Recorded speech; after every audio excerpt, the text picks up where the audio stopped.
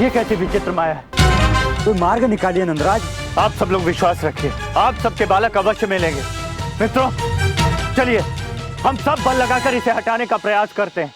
आइए।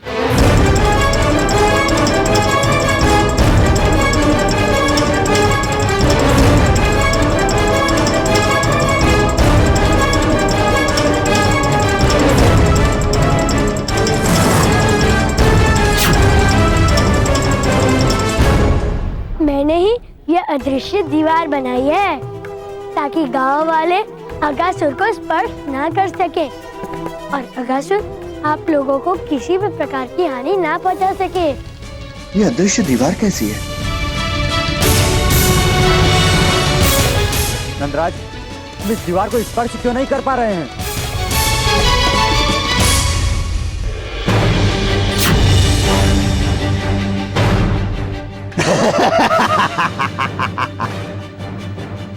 तुम्हारे साथियों को खाकर तो मेरी भूख और बढ़ गई थी कान्हा। तुम सही समय पर आ गए। अब तुम्हें खाकर मेरी भूख और प्रतिशोध की अग्नि दोनों शांत होगी।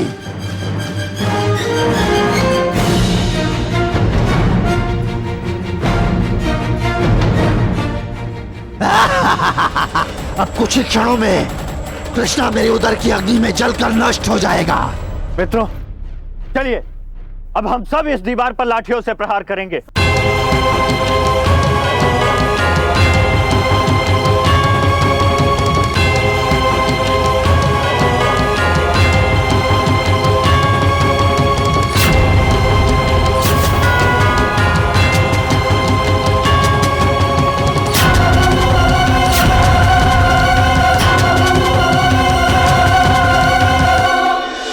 अरे, ये क्या हो रहा है? इस दीवार पर तो कोई प्रभाव ही नहीं पड़ रहा।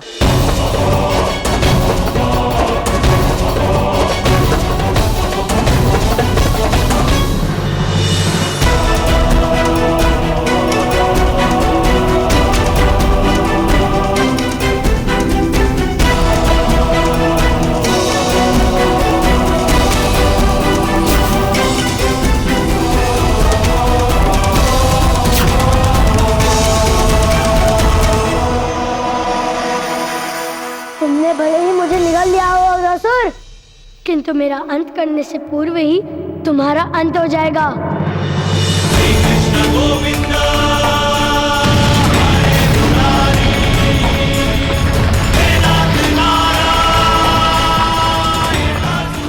ये क्या हो रहा है? क्या हुआ अगासुर? मुझे निगलकर तुम्हें आनंद नहीं आ रहा?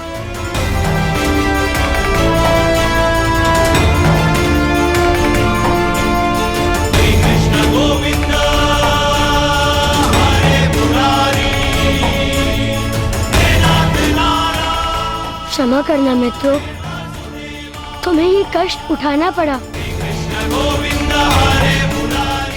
किंतु मेरा ये करना भी आवश्यक था। अब समय आ गया है इस कष्ट के अंत करने का।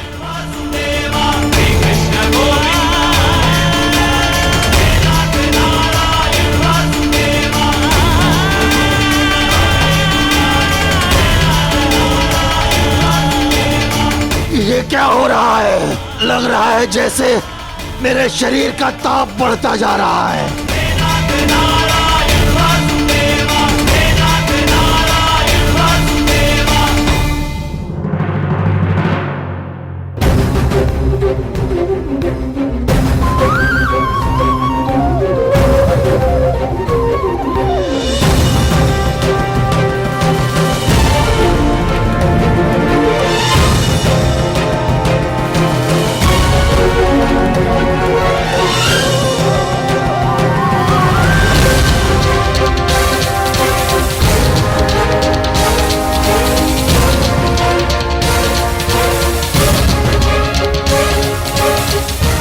तुम्हारे शरीर में कुछ देर के लिए ही सही मेरा वास था। तुम्हारा उद्धार निश्चित है। मैं तुम्हें मोक्ष देता हूँ।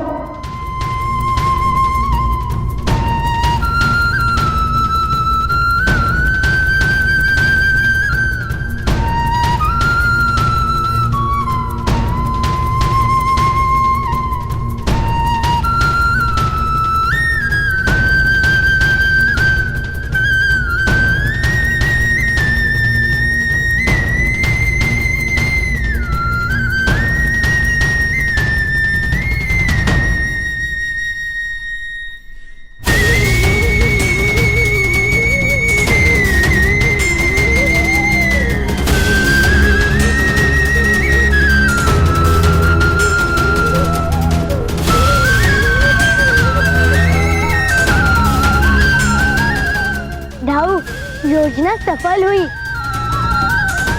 तुम धन्य हो कान्हा।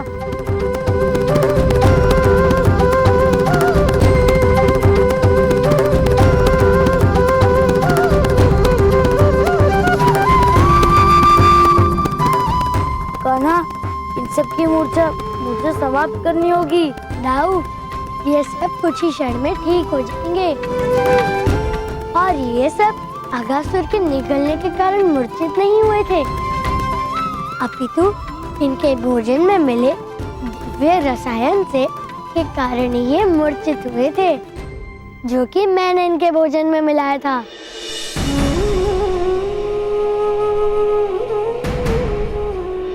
दाऊ, मैंने ये सब कुछ इसीलिए ऐसा किया जिससे इन्हें किसी भी प्रकार की अजस्ता का अनुभव ना हो। दाऊ, आपको सभी की कितनी चिंता रहती है। मैं अगासुर की शक्ति से परिचित था। उसे वरदान प्राप्त था कि वो अपना शरीर जितना चाहे उतना फैला सकता है। इस वरदान के कारण उसके किसी भी बाहरी भाग पर प्रहार करके उसे हराया नहीं जा सकता था। इसीलिए मेरा उसके शरीर के अंदर जाना आवश्यक था। किंतु अगासुर मेरी योगिक शक्तियों से परिचित नहीं था, अतः वो मारा गया। किंतु कान्हा, हमें इनकी स्मृति से ये घटना नष्ट करनी होगी। शीघ्रता कुछ करो।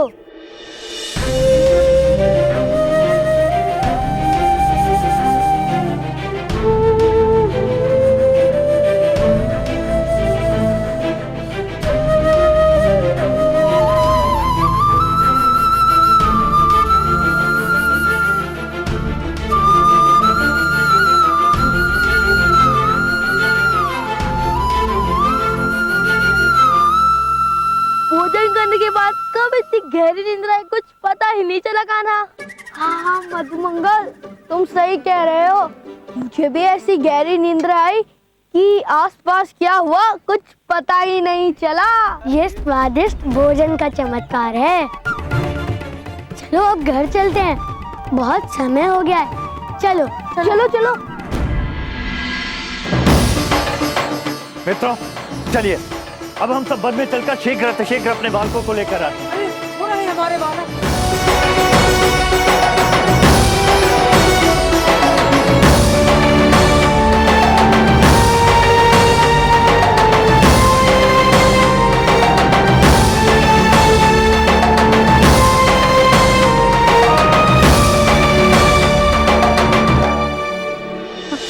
पद्मिनी कहाँ?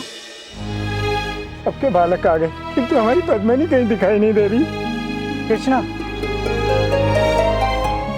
कहाँ है हमारी पुत्री कृष्णा? वो कहीं खो गई। हो सकता है उसे कोई वन प्राणी मारकर खा गया हो।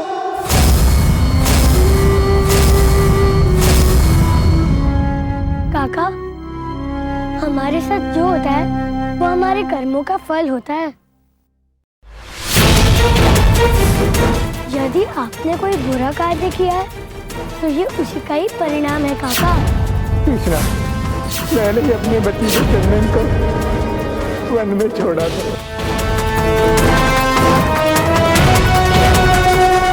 एक नन्हे बालक को उसकी माँ से अलग करने का दंड मिला है हमें। रमा मौसी के पति और आपके भ्राता अब इस दुनिया में नहीं रहे, तो आपको उनका साथ देना चाहिए था, किंतु आप सबने मिलकर तो उन्हें अनेक कष्ट दिए। क्या दोष ये है कि ये विधवा है? किंतु विधवा होना कोई दोष नहीं है। एक विधवा स्त्री को मान सम्मान के साथ जीने का पूरा अधिकार है।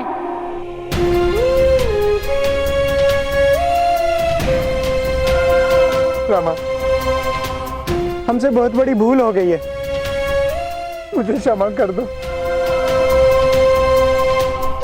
तुम भी हमारे घर का ही हिस्सा हो और अब से तुम हम सबके साथ रहोगी। क्यों रमा मौसी, अब आपने इन दोनों को क्षमा कर दिया? पद्मिनी,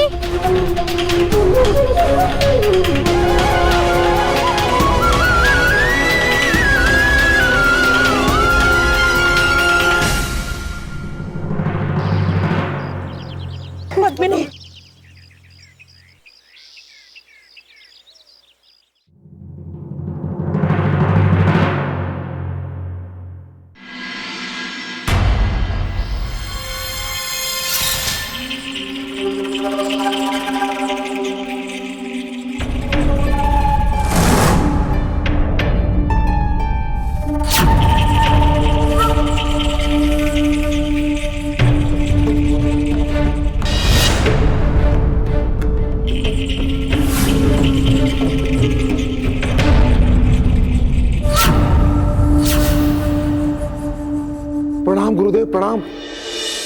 क्या आप मेरे काल के काल का निर्माण करने में सफल हुए? मैं बहुत अधिक उत्सुक हूं जानने के लिए गुरुदेव, मुझे शीघ्र बताइए। धन्य आप गुरुदेव, आपने तो मेरे समस्या का समाधान यूं यूं ढूंढ लिया। कंस, क्या तुम कृष्ण के काल को देखना नहीं चाहोगे? हाँ, बहुत अति उत्सुक हूं, अवश्य दिखाइए, कहाँ है वो? असुर, बाहर आओ।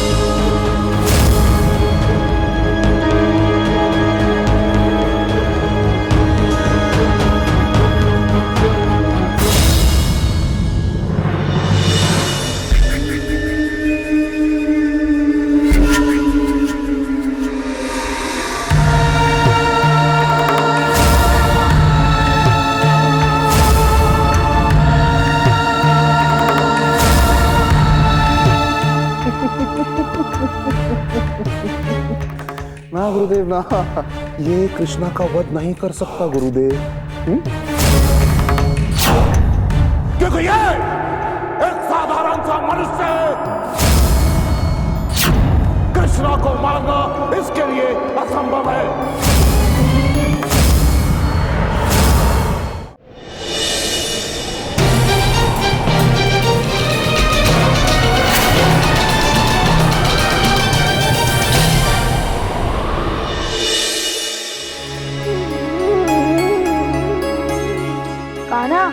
चींटियों को गुड़ क्यों खिला रहे हो? क्या आज कोई कार्य नहीं है तुम्हें? दाऊ, हमें इस संसार में छोटे से छोटे प्राणी का ध्यान रखना चाहिए।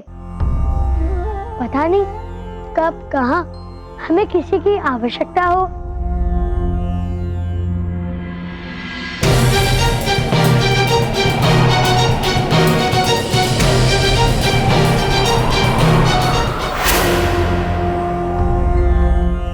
कुछ समझ में नहीं आ रहा कान्हा। दाऊ, मित्रता जीवन का सबसे सुंदर संबंध होता है। आप भी इन नन्ही सी चींटियों से मित्रता कर लो। आप ये गुड़ इन्हें खिलाओ। हो सकता है निकट भविष्य में ये मित्रता हमारे काम आ जाए।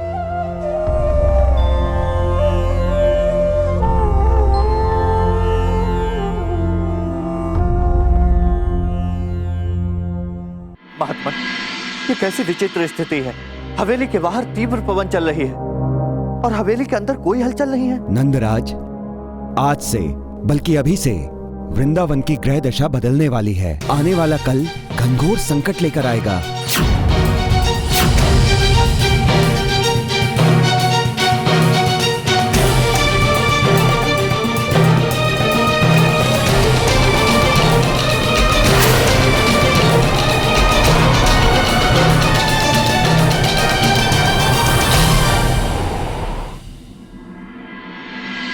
मैया कहती है कि अच्छी भावना और अच्छे कर्म बड़े बड़े संकट से हमें शक्ति देती है। और यदि वृंदावन पर संकट आया भी तो हमारे अस्त्र भी हमारे पवित्र भाव और कर्म होंगे। है ना मैया? हाँ लला।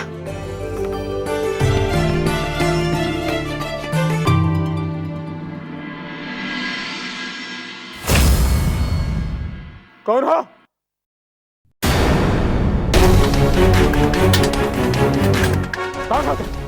कौन हो तुम? हैं? और यहाँ क्या करने आए हो? अरे मेरा घर कोई धर्मशाला है जो घर में घुसे चले आ रहे हो? ऋण लेने आए हो? यहाँ ऋण नहीं मिलेगा, जाओ यहाँ से। मेरी बात समझो, जाओ जाओ यहाँ से। जाओ जाओ, घूर के रहे हो, जाओ। अरे जाओ।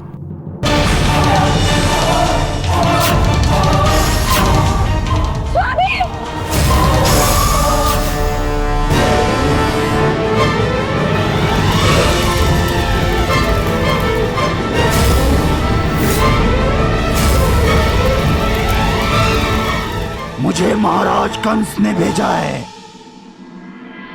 ना गुरुदेव ना, ये मेरे काल कृष्णा का वध कर ही नहीं सकता, क्योंकि ये एक साधारण सा मनुष्य है। कृष्णा को मारना इसके लिए असंभव है।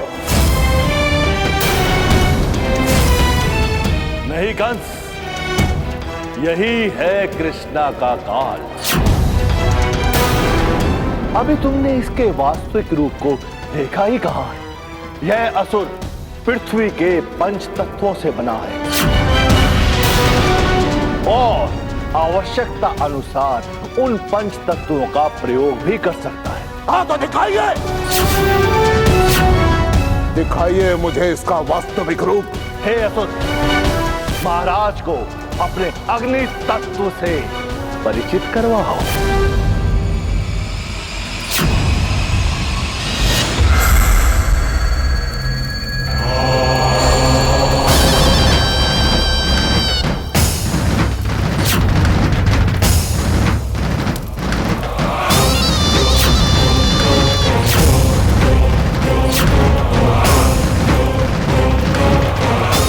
दानव में ऐसी कौन सी विशेषता है, बताइए मुझे। यदि यह चाहे तो पल भर में पृथ्वी में भूकंप ला सकता है और इसके आदेश पे अग्नि स्वयं तांडव करने लगती है और जल प्रलय से पूरी सृष्टि को नष्ट कर सकता है। जल, अग्नि, पृथ्वी, वायु और आकाश सब इसकी मुट्ठी में है। सबसे विशेष बात तो यह है, वो कृष्ण इसका अंत नहीं कर सकता। आपने मेरे काल के काल का निर्माण किया है। बस मुझ में एक उपकार कर दीजिए गुरुदेव, इस दानव का नाम तो बता दीजिए।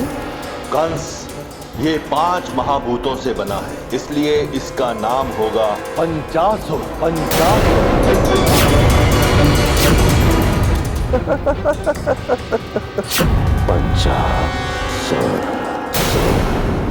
पंचासुर, तुम शीघ्र अतिशीघ्र वृंदावन की ओर प्रस्थान करो और वध कर दो मेरे काल का, वध कर दो उस कृष्णा का। जो आज्ञा महाराज।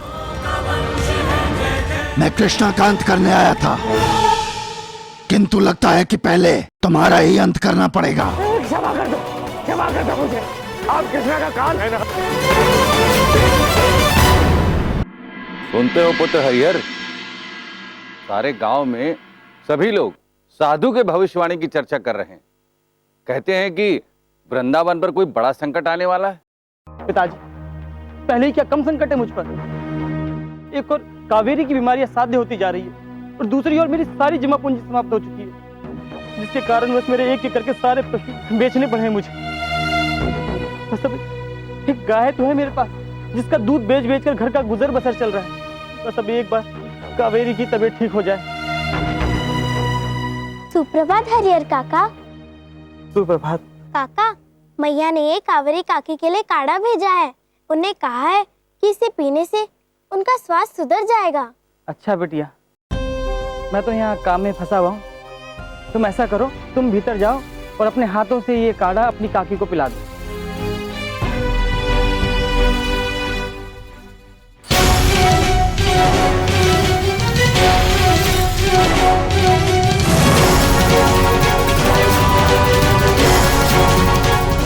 वैद्य जी ने साफ साफ कह दिया है कि कावेरी अब बचने वाली नहीं है, फिर भी हरिहर अपना धन इसके उपचार में व्यर्थ कर रहा है।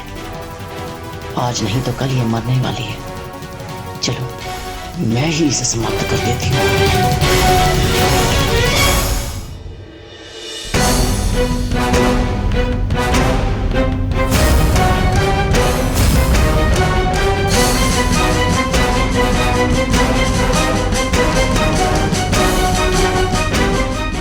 राजा, राजा, कावेरी काकी।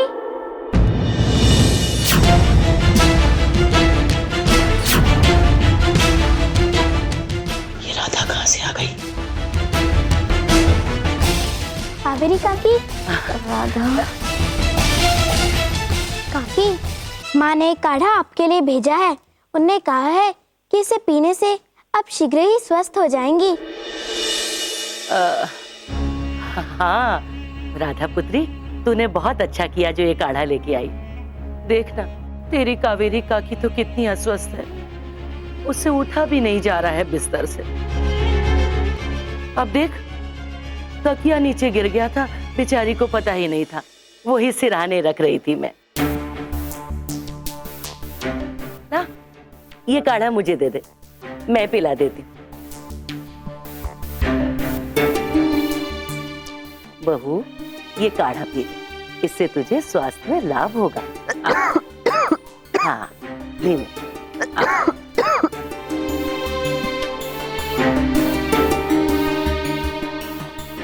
अच्छा कान्हा, तो तुमने अपना कार्य राजा को सौंप दिया?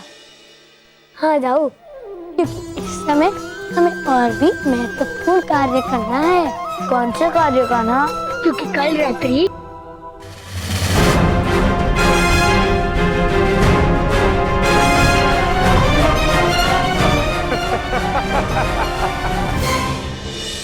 आचार्य ने तो कहा था कि बहुत ही बड़ा कार्य है, किंतु कृष्णा की यह हवेली तो बड़ी छोटी है। मात्र पवन का एक ही झोंका पर्याप्त है उस कृष्णा और उसके परिवार को समाप्त करने के लिए।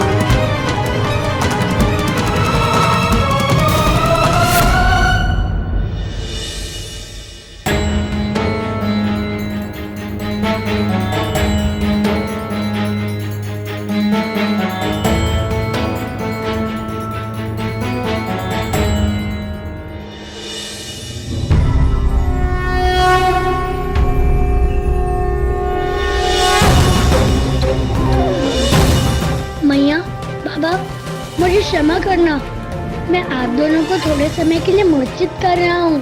मैं बेहोश हूँ। मैं नहीं चाहता कि अब जो हमारे घर में हो उसे आप दोनों देखें।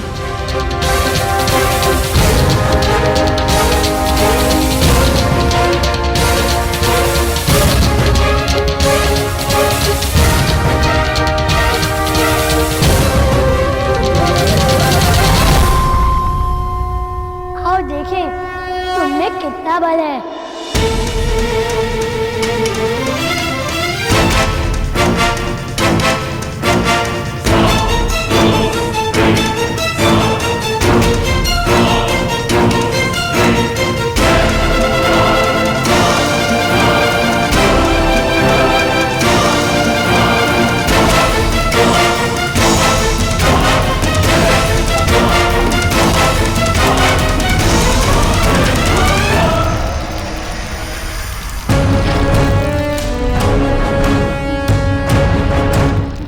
स्तंभ तो गिरने वाला है।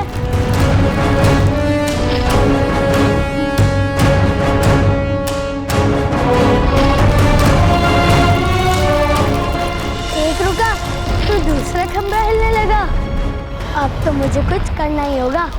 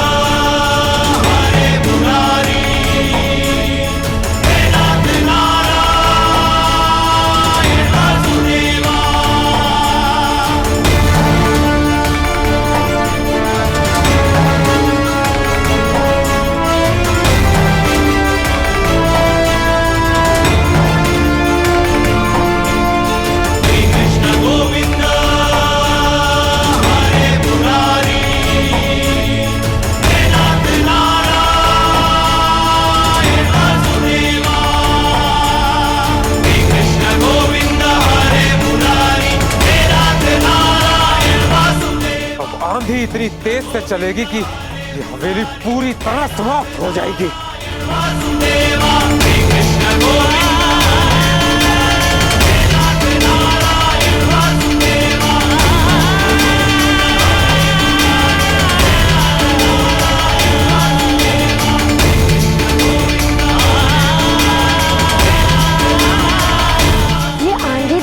बहुत ही तीव्र गति से प्रवृत्त हो रही है, किंतु मैं तो आंधी से भी तीव्र हूँ।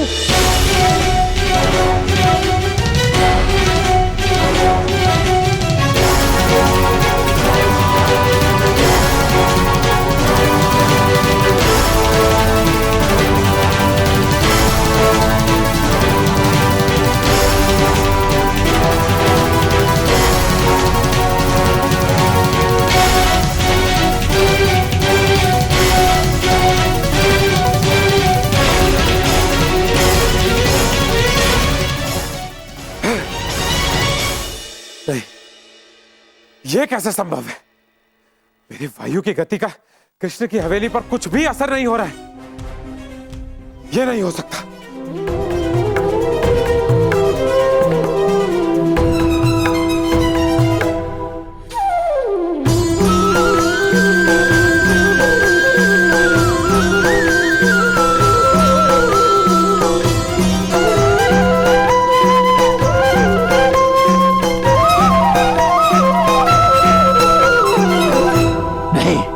ये नहीं हो सकता। मैं उसे छोड़ूंगा नहीं। वायु नहीं तो जल, जल नहीं तो अग्नि के प्रकोप से उसका विनाश कर दूंगा, वो भी अतिशीघ्र। तुम अकेले ही क्यों सामना करते रहे? मुझे क्यों नहीं उठा?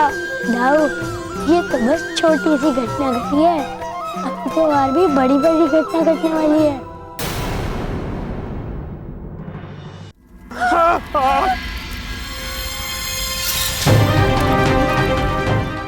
मुझे क्षमा कर दो, मुझे क्यों मार रहे हो?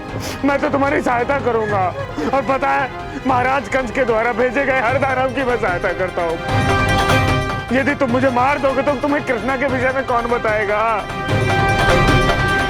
मैं तुम्हारी सहायता करूंगा, मुझे क्षमा कर दो।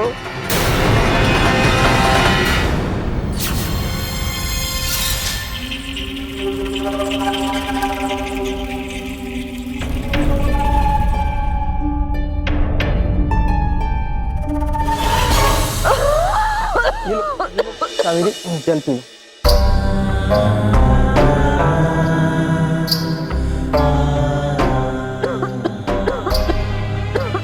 हमारी खांसी तो ठीक होने का नाम ही नहीं ले रही है।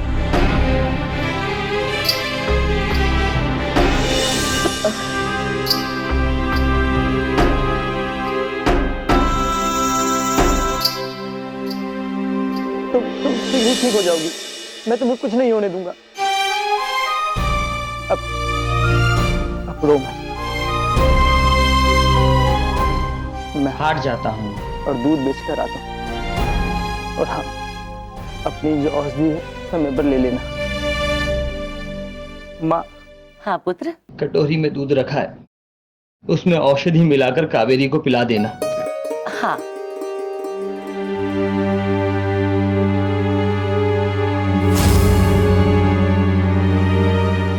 अरे जब भोजन नहीं करना है तो तुम दोनों यहाँ क्यों बैठे हो? जाओ, जाके बाहर खेलो। और सुनो, जब तक मैं ना पुकारूं तब तक अंदर मत आना, समझे? जाओ।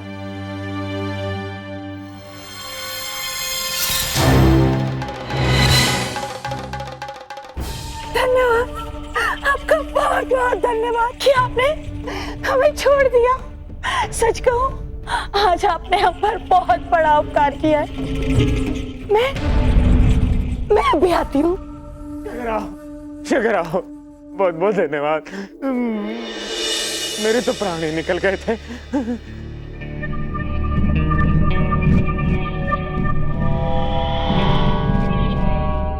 धानु जी, मेरे रहने की व्यवस्था करो। हो जाएगी, हो जाएगी पंचासुर जी, आपके रहने की व्यवस्था हो जाएगी। आप बिल्कुल भी चिंतित मत होइए, आप जैसा कहोगे वैसा हो जाएगा। एक बात बताओ। बोलो। गांव की सबसे बड़ी दुर्बलता क्या है? शत्रु की दुर्बलता ज्ञात हो तो उस पर प्रहार करना अति सरल हो जाता। वृंदावन की पहली दुर्बलता है कृष्णा। और दूसरी गाय। लीजिए लीजिए लड्डू खाइए, आपके लिए बनाए हैं।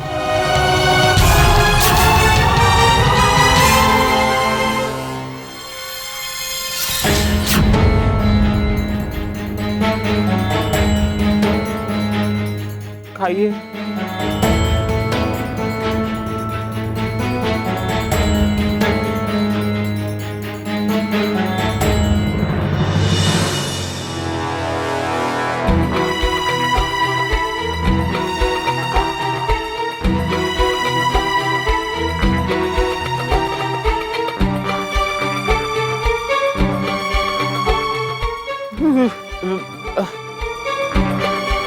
प्रभा, क्या तूने इसको भांग वाले लड्डू खिला दिए? कैसा व्यवहार कर रहा है ये? ऐसा लग रहा है ये मुझे ही खा जाएगा। ये तो अद्भुत है। क्या क्या नाम क्या है इसका? लड्डू। लड्डू, हाँ। कितना स्वादिष्ट है ये, बहुत आनंद आ रहा है ना खा के हो।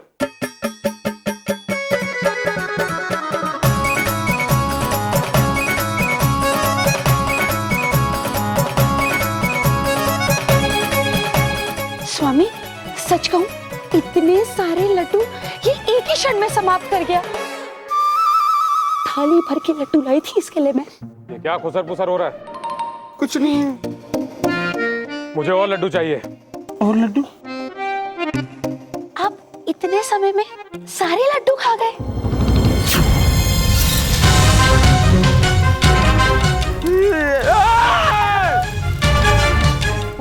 मुझे क्षमा कर दीजिए, मैं ना आपके लिए अभी लड्डू बना के लाती हूँ।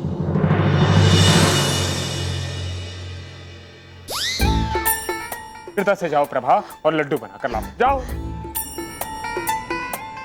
सच कहूं, आप यहाँ खड़े खड़े क्या कर रहे हैं? आइए अंदर, मेरे साथ लड्डू बनवाइए। मैं आता हूँ। छगन कहाँ है? उसको बोलो। छगन!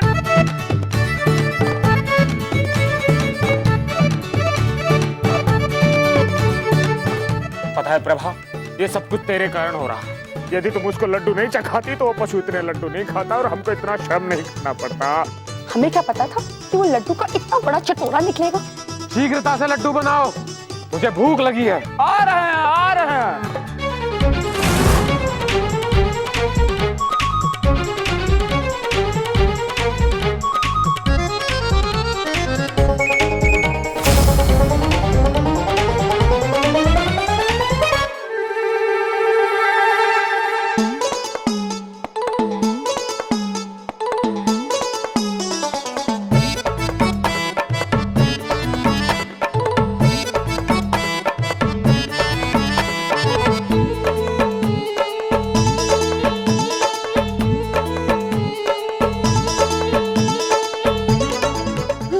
ये भी समाप्त। और लाओ, और लाए। दूध ले लो, दूध। हरिहर काका, आज आप मुझे अपनी गऊ का दूध नहीं पिलाओगे? मैं तुम्हारे ही घर आ रहा था कान्हा।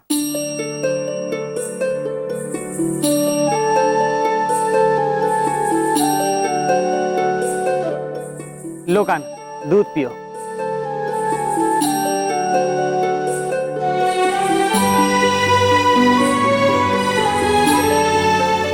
काका, चाहे कुछ भी हो जाए, किंतु सवेरे सवेरे आप अपनी मटकियों का दूध पिलाना नहीं भूलते। कान्हा, तुम्हें दूध पिला के जाता हूँ तो हाथ में दूध हाथों हाथ बिक जाता है। लो बलराम, तुम भी पियो।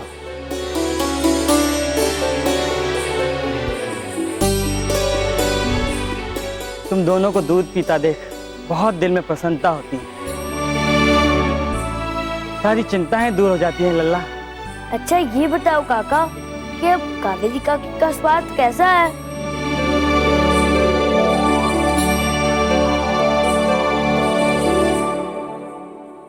वो स्वस्थ होती तो चिंता की क्या बात थी। कावेरी की हालत दिन प्रतिदिन और ज्यादा बिगड़ती जा रही है। इतनी लंबी बीमारी के कारण वो बहुत ज्यादा दुर्बल हो चुकी है। अपने हाथों से भोजन भी नहीं खा पाती है और मैं हाथ के कारोबार के लिए उसे इस दशा में छोड़ के चला जाता हूँ। बहुत चिंता सताती है मुझे उसकी। काका, भय की कोई बात नहीं है, काकी शीघ्र ही ठीक हो जाएगी। मैया कहती है कि प्रार्थना बहुत ही प्रभावकारी होती है। आप बस यूं ही मुझे हर सवेरे सवेरे दूध पिलाते रहिए और मैं काकी के लिए प्रतिदिन प्रार्थना करता रहूंगा। अब आप निश्चिंत होकर हाथ पर जाइए, आपके पीछे से काकी की देखभाल मैं करूंगा।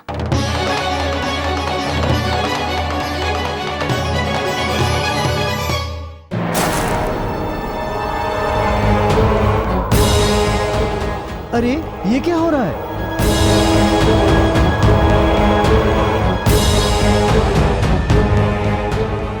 मुझे तो बहुत गर्मी लग रही है। मुझे भी घबराहट हो रही है, कहीं कोई संकट तो नहीं आने वाला। यदि कोई संकट आना है तो उससे डरना कैसा? हाँ, किंतु हम उस संकट का सामना अपनी आत्मशक्ति से तो कर ही सकते हैं। कान्हा के कहे अनुसार अच्छे भाव और अच्छे कर्मों से ही हमें शक्ति मिलती है और हमारा मनोबल ही हमारी शक्ति है। कान्हा के कहे अनुसार ही हम अपने मनोबल से संकट का सामना करेंगे और फिर कान्हा हमारी मदद करने के लिए है ना। साहूकार ने सही कहा था कि कृष्णा और गाय वृंदावन की जान है। कहीं ऐसा तो नहीं कि इन सभी गांव वासियों के आशीर्वाद से अब तक कृष्णा बचा हुआ है। मैं वृंदावन की खुशियों पर ग्रहण लगा दूंगा।